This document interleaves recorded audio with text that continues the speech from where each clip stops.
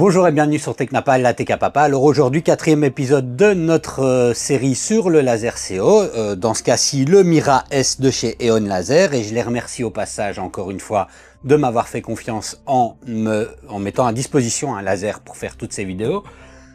Aujourd'hui, on va s'intéresser, les choses commencent à devenir vraiment sérieuses, on va s'intéresser à l'installation sur l'ordinateur et le contrôlage sur l'ordinateur pour pouvoir justement l'utiliser. Donc il y a plusieurs manières de pouvoir le connecter. Le laser en lui-même dispose de deux connexions réseau différentes. Il y a une connexion réseau câblée, donc via RJ45, et il y a une connexion réseau Wi-Fi. Et également, on peut le connecter via un câble USB directement à l'ordinateur. Et en plus de ça, quatrième, mais c'est pas vraiment une méthode de connexion, mais quatrième manière de travailler avec, c'est de pouvoir directement mettre un fichier offline sur la clé USB et mettre la clé USB et travailler de manière offline. Mais moi, en général, je travaille pas beaucoup comme ça. Alors, en ce qui concerne le fait de la connecter en RJ45, c'est pas très compliqué. Il y a un port RJ45, on met le câble dedans et après, on met l'adresse IP. Je vais vous montrer où est-ce qu'on trouve l'adresse IP dedans en même temps que je vous montrerai pour le Wi-Fi. On met l'adresse IP de la machine dans Lightburn et tout va bien. Je crois pas que ça vaut vraiment la peine de consacrer énormément de temps à vous montrer ça. Autre manière de connexion, et là ça vaut la peine de vous montrer, puisqu'il y a une petite astuce pour y arriver, enfin pas astuce, mais voilà, c'est pas aussi fluide que ça, c'est le Wi-Fi. Alors, bon, c'est pas très compliqué pour se connecter au Wi-Fi avec le Mira 7. On vient se connecter aux paramètres de Wi-Fi, alors là ça dépend si vous êtes sous Mac, PC, Linux, etc. Là moi ici je suis sous Windows avec l'ordinateur de l'atelier. Et dans la liste des Wi-Fi disponibles, là je vais allumer le laser, il va peut-être y avoir un peu plus de bruit en arrière-fond, et on va voir qu'il va y avoir un Wi-Fi qui va apparaître. Vous voyez ici, j'ai le réseau laser 7050S, voilà, c'est ceci. Je clique dessus et je me connecte. Bon, je passe en voix off parce que c'est infernal niveau bruit. Donc, ce qu'il faut trouver maintenant ici, c'est... Alors là, c'est sous Windows 11, ça dépend si vous êtes sous Mac, etc. Mais vous devez trouver l'adresse IP qui est liée à la connexion Wi-Fi. Donc, moi ici, je viens chercher l'adresse IPv4, c'est 192.168.1.101. Donc, on retient bien cette adresse-là. On va en avoir besoin sur le laser directement. Donc, allez, on va voir le laser. Alors ici, je suis sur l'écran de contrôle. Ce que je dois faire, c'est de venir dans le menu et je fais descendre jusqu'à la touche ipconfig que vous pouvez voir ici.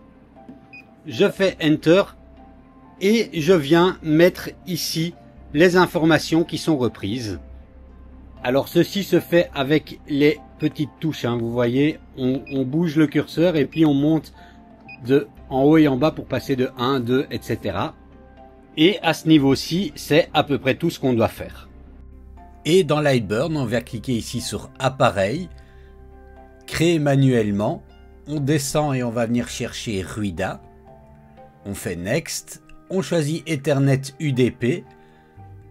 On fait Next encore et on tape l'adresse IP de la machine. Ici, c'était 192.168.1.101.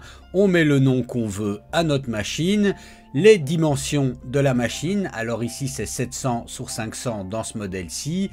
Mon origine est à l'arrière droite. Je fais Next. Et a priori, c'est bon. Je clique et vous voyez, il a trouvé tout de suite mon laser. RDC machin brol. Et voilà, je fais un petit homing pour pouvoir voir si ça fonctionne. J'entends en arrière-plan, alors comme ici je fais une voix off, vous ne l'entendez pas, mais j'entends en arrière-plan que ça fonctionne et tout va bien. Alors voilà, ça c'est une manière de travailler, c'est de passer par la connexion réseau. L'avantage que ça a, c'est qu'on n'a pas de fil, ici surtout avec le Wi-Fi. Par contre, le laser est équipé d'une caméra Lightburn, et là c'est un petit peu plus ennuyant, parce qu'on ne peut pas l'utiliser avec le Wi-Fi, on doit l'utiliser avec le câble USB. Donc ce que je vais faire, c'est commencer par éteindre le laser. Et je viens prendre le câble qu'ils ont fourni avec. Alors on a un câble qui est quand même assez long. Bon, moi c'est pas très long, et en plus... je vais m'installer un petit ordi spécialement pour. Le câble vient se brancher ici et puis l'autre côté à votre ordinateur. Alors, à nouveau dans Lightburn, on vient cliquer sur Appareil, Pour éviter un conflit, je vais supprimer la connexion réseau et on vient cliquer sur trouver mon laser et là il va chercher un petit peu et il va normalement trouver le laser en USB. Ici vous voyez qu'il le trouve tout de suite avec les bonnes dimensions et tout ça. On a plus d'informations qu'avec la connexion Wi-Fi. On fait ajouter le périphérique, il a déjà les dimensions de travail. Je vais quand même changer son nom pour que ce soit un peu plus clair. Alors au final moi je vais quand même mettre les deux connexions après hein. Donc ici je nomme USB, je viens changer mon origine, c'est l'arrière droit, je fais Next, Finish et voilà.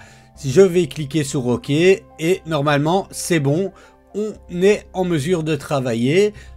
Alors la première chose à faire, maintenant que c'est connecté, on va configurer la caméra. On vient dans Fenêtre et on s'assure, moi c'est déjà le cas mais je vous montre comment on fait, que le panneau commande de caméra est activé. Je viens cliquer sur le panneau et je peux venir sélectionner ma caméra.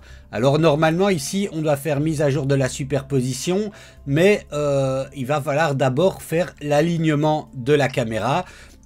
Petite précision, hein, vous voyez ici l'angle de vue de la caméra est étrange, c'est parce que la caméra est pensée et prévue pour travailler avec la porte ouverte. Hein, ce qui est logique, la porte fermée, la caméra va être dans un autre angle et c'est quand même plus pratique de pouvoir positionner et bouger nos pièces directement en voyant la caméra avec la porte ouverte. Donc je viens dans le menu outils laser et je choisis calibrer l'alignement de la caméra.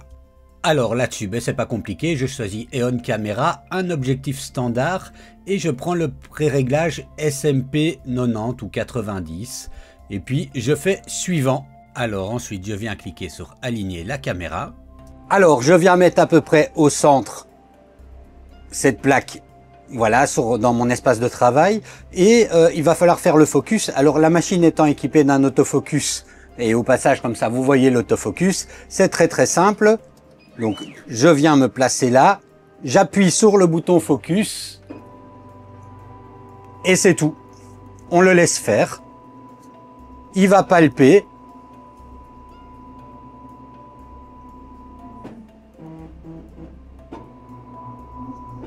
Et voilà. Alors ici c'est une erreur à pas commettre, hein. Donc on vient mettre une planche, un carton, enfin moi ici c'est un truc à 4, mais vous voyez là j'ouvre la porte et comme ça on a une vue complète dessus, parce que si vous ouvrez pas la porte, vous avez la vue comme ça qui ne permet pas de faire l'alignement. Alors une fois que c'est fait, je viens bien mettre la petite plaque au centre comme ceci. Je viens renseigner l'épaisseur de matériaux, ici c'est 2 mm et par contre j'ai absolument aucune idée, hein, ici comme c'est la première fois que je l'utilise, des puissances nécessaires et vitesse de remplissage et tout ça, donc ça se trouve j'ai tout faire cramer. Mais bon, hein, je vais essayer, je vais faire un cadrage pour m'assurer que ça fonctionne bien. Alors je suis obligé de fermer la porte pour faire le cadrage parce que sinon il ne démarre pas. Et avec le cadrage, je me rends compte que l'échelle de 100% est un petit peu juste, donc je vais réduire l'échelle à 90 ou 90 pour mes amis français, pour qu'on ait vraiment toute la plaque qui soit utilisée et pas que ça risque de déborder. Ensuite, je clique sur démarrer et il va commencer à faire, hein, vous voyez ici sur l'image, à faire quelques petites cibles, hein, une de chaque côté. Au passage, vous pouvez voir que j'y suis allé un peu fort, hein, avec les paramètres puisque ça a coupé. Mais bon, on va le laisser comme ça, ça devrait quand même marcher. Et au passage, on peut voir que l'extracteur d'air est efficace parce qu'en l'ouvrant, là, quelques secondes après, j'ai plus aucune fumée. Par contre, j'ai du boucan. Hein, on n'a pas l'un sans l'autre. Bon, je vais pas déplacer la pièce, ça me permettra quand même de continuer mon calibrage. Alors maintenant que c'est fait, je viens cliquer sur capturer l'image, mais attention avec le capot ouvert, hein, parce que sinon ça ne va pas fonctionner. Donc on se retrouve comme ceci encore avec la vue du dessus. Je fais capturer l'image, il va prendre une photo et le but du jeu ici ce sera de cliquer sur les 4 petits coins des cibles, sur le centre de chaque cible, jusqu'à obtenir, comme vous voyez ici, un petit cadre, hein, qui va être en gros le cadrage de notre caméra. Et si je viens cliquer à nouveau sur mettre à jour la superposition, maintenant j'ai une vue de ma pièce. Alors pour vérifier si ça fonctionne, je viens faire un petit carré là sur la planche. Je vais garder les mêmes paramètres, hein, pour faire de la découpe. Ça avait découpé, alors Je testerai après plus tard au niveau des paramètres, ça c'est probablement pas des bons paramètres, mais on va tester comme ceci. Je clique sur démarrer et on regarde ce que ça donne. Et vous pouvez voir que ça a gravé au bon endroit par rapport à ce que j'avais demandé dans Lightburn. Et pour m'en assurer encore plus, je peux venir graver autour d'une lettre ou d'un cercle là pour voir si il est bien calibré sur la position. Donc ici, je vais faire un petit carré autour du 1.